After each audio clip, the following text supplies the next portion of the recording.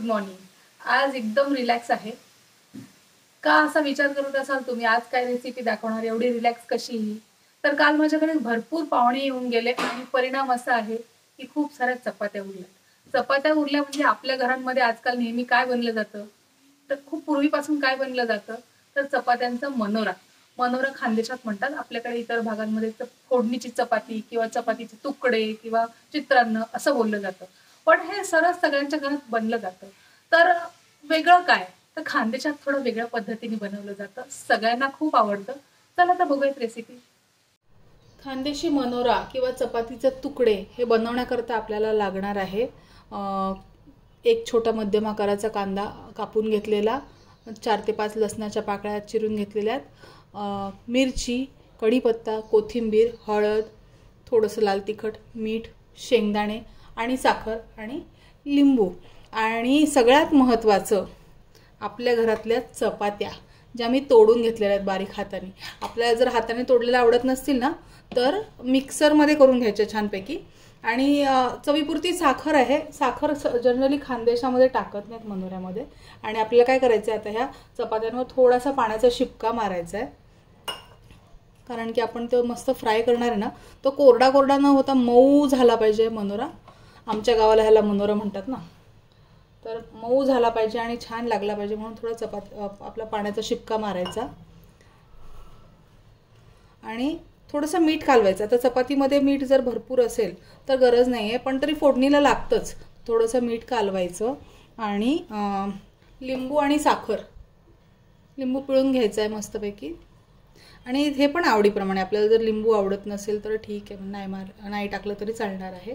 आणि साखर मी पिठी साखर करून ठेवते, अख्खी साखर टाकत नाही कधीच, अगदी थोडीशी पिठी साखर. आता ती जास्त वाटते तुम्हाला कारण ती पिठी साखर आहे, आपण त्या जेवढी अख्खी साखर असते आपली त्याच्यापेक्षा जास्त लागते. आणि कोथिंबीर, हे सगळं आपण इथे टाकून छान कालवून घ्यायचं आहे आणि मग फोडणी घालायची आहे.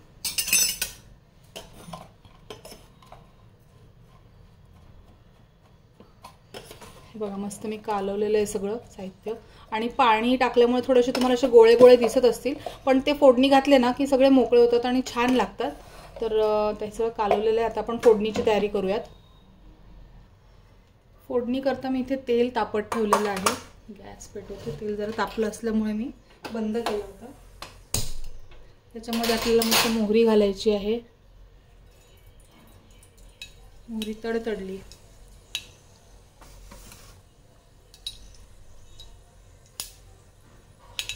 तडतडू द्यायची मोहरी. जिरं घालायचं आहे.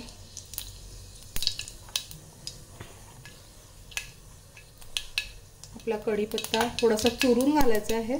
अख्खा घातला तर चव कमी लागते, पण असं जर हाताने तोडून टाकला ना तर छान चव येते कढीपत्त्याची. आणि लसूण, आमच्या खानदेशात बनवण्याला लसूण घालतात. इकडे आपल्याकडे जर चपातीचा चिवडा करतात ना इतर भागांमध्ये, तेव्हा लसूण सहसा घालत नाही, पण आमच्याकडे घातला जातो आणि छान लागतो, चव येते मस्त.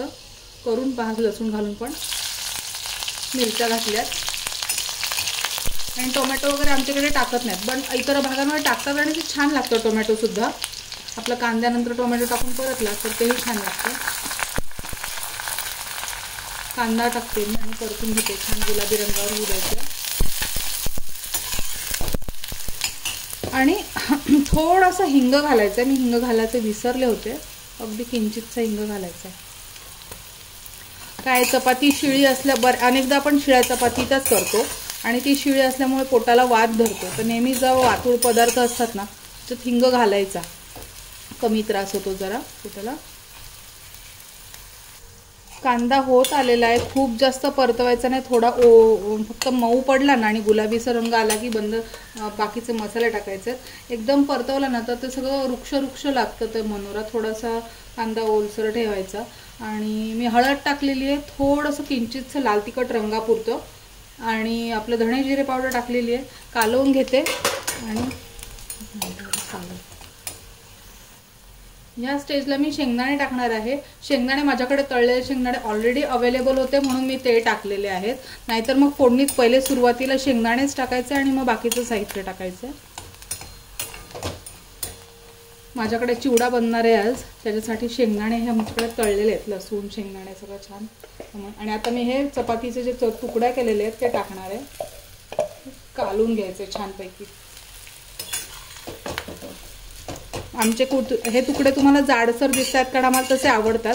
एकदम तुम्हाला जाड जाड आवडत नसतील तर मिक्सरला बारीक करायचे छान, आणि छान लागतात मिक्सरला बारीक केलेले.